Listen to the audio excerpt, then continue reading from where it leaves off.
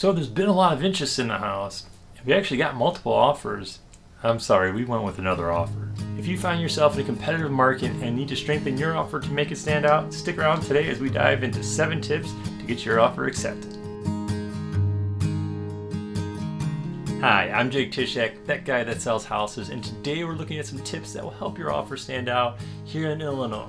So with no further ado, let's jump on in. Number 7, simply offer a higher price. It's not a great tip, but there are some times that's the only thing the seller will look at. Again, we're here to look out to make sure you're not overpaying, but in a competitive market, it might just be another $1,000 or $2 that does it. Number 6, property taxes. Now here in Illinois, we pay taxes in arrears. So you're paying this year in 2020, 2019's taxes. So when we write an offer, we usually ask for 105 to maybe 110% of last year's taxes in case there's any increase. Now, that's not a big jump, but by your offer asking for 100% compared to 110%, this might just be enough for the seller to give you the nudge. Number 5, avoid lowball offers. If you think that throwing a low number on there is going to help you get a better price, you're mistaken. There are often times that you're just going to offend the seller, and this is going to cost you more time, more headaches, and more money. So we are here to, again, look out for you, and if the seller has an unrealistic list price, and we can justify it, now that's one thing. But by simply offering 10% less than the house is worth, it's not going to help you get where you want to be. Number 4, eliminate closing costs or down payment assistance. Now I do understand that there's going to be times where that credit will be the difference between you being able to purchase the house and not. However, if you do fall in a gray area where this can be helpful, or maybe you wanted to do a repair like the carpet's not quite to your liking and you want to replace it, this credit can be sometimes not seen properly in the right light by the seller. By what I mean by that is the fact that a $205,000 offer with $5,000 back is the same number as a $200,000 offer. They're both netting $200,000 to the seller. However, that's not always seen that way.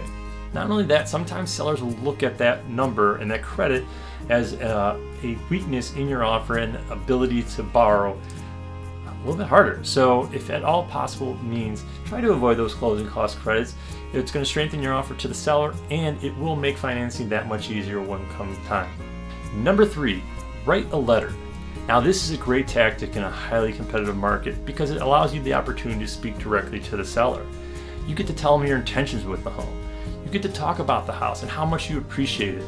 If they just put in a new kitchen, tell them how much you're going to appreciate cooking your favorite meal around that brand new island.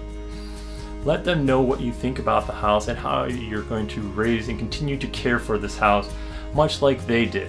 Again, this comes back to that emotion, only creating a stronger bond between you and the seller, and it might be enough just to say, you know what, I appreciate these people and what they're going to do with this home. Number 2, as is condition. Now there are really 3 different ways you can write an offer contingent upon the inspection of the home here in Illinois.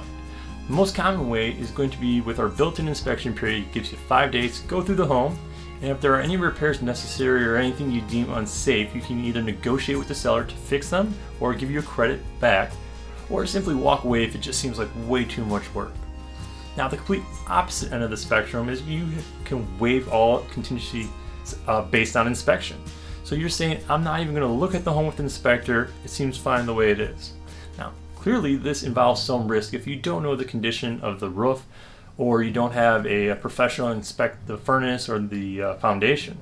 So I really only recommend this for those who are investors or really understand the risks that come along with this, as this can muddy the waters and find yourself in a situation you didn't want to be in. Now the as-is condition is sort of between the two. You still have the right to come through the home, inspect it properly. What you are stating though to the seller is that I'm not going to ask you for any repairs or any credits at closing. It still leaves you the right to walk away if it just seems like way too much work, so you know what you're walking into.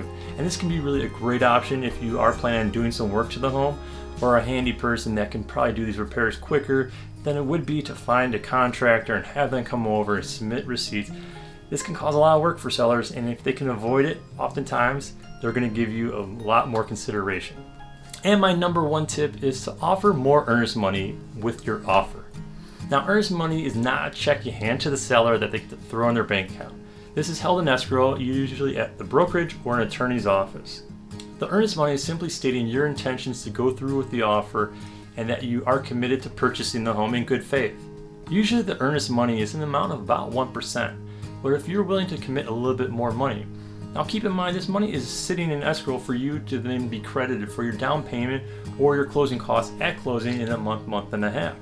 So by being able to put some of this money, instead of sitting in your checking account, into an escrow account, you're demonstrating more good faith, and this has been a really good strategy for some of my buyers.